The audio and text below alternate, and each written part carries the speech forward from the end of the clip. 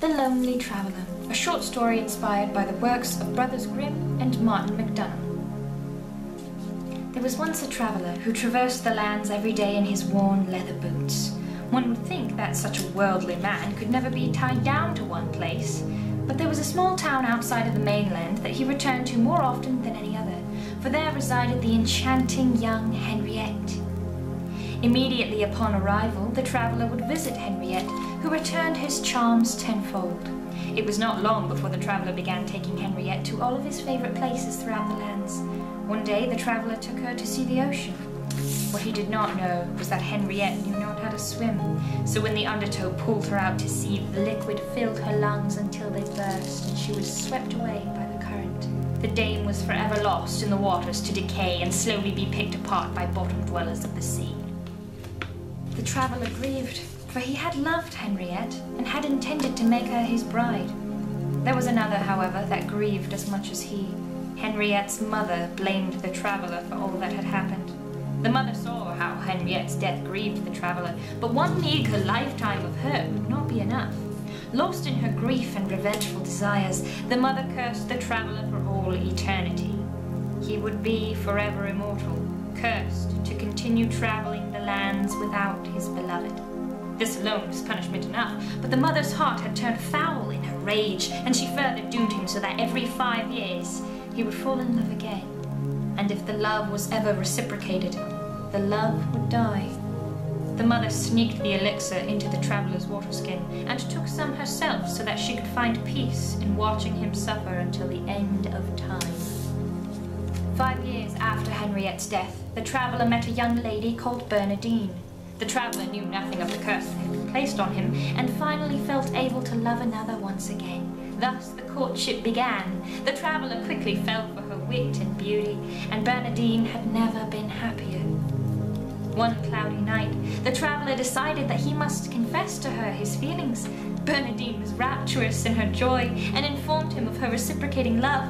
The moment that the words left her lips, she was struck dead by an inconveniently balanced wooden mallet that fell from the building scaffold far above. It cleaved her scalp in two and crumpled to the top of her skull, her golden hair stained red.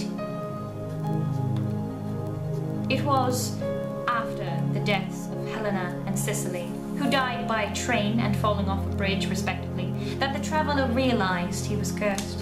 He began his search for the decrepit witch that fated him to live in agony forever. The mother watched the traveller over the years as he became more bitter and angry at the world that he had once loved.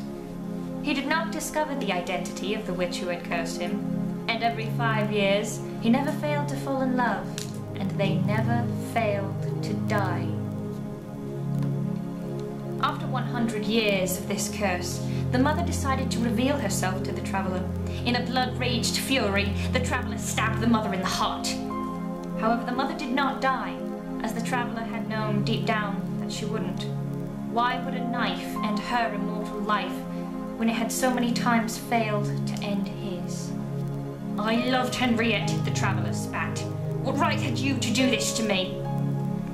I had every right, the mother deadpanned, because my daughter loved you, and now she is dead, as everyone who voices their love for you will be. But the mother had revealed a flaw in her scheme. He may be cursed to live and love forever, but his loves were not doomed to die, and so the traveller lived and loved on in silence. Every 5 years he would inevitably, unequivocally fall completely in love, but he did not court, and instead kept to himself. And for 100 years, no one died. The mother's heart was slowly softening in the face of the traveller's torment. One day the traveller came upon a beaten child left alone on the road by his father to die. Moved with compassion at the sight, the traveller took up the boy as his own. He nursed the boy back to health and taught him how to survive in the cruel world that the traveller had come to know. After many nights and days of travelling with the boy by his side, the traveller became afraid, because he knew that he loved the boy like a son. He could not bear to lose him to the curse like he had lost so many others. So when the boy opened his mouth to say those 3 terrible, fateful words, the traveller struck him across the face. The traveller thought that the danger had passed, but the boy had such a big heart that he forgave the traveller and not a week had passed when the boy tried to tell him again. The traveller kicked the boy in the chest, and then cried himself to sleep. The boy pleaded to him the next day, begging for another chance to fix whatever he'd done wrong, and the traveller wept. The boy crawled onto the traveller's lap and tried to comfort him, but when he began speaking the words again, the traveller could not bear it. He desperately shoved the boy away to keep him silent, and the boy fell back and smacked his head on a misshapen rock. The boy was small, and he died. The traveller was sickened by what he had done, and as he howled over the boy's small body, the mother chose again to reveal herself.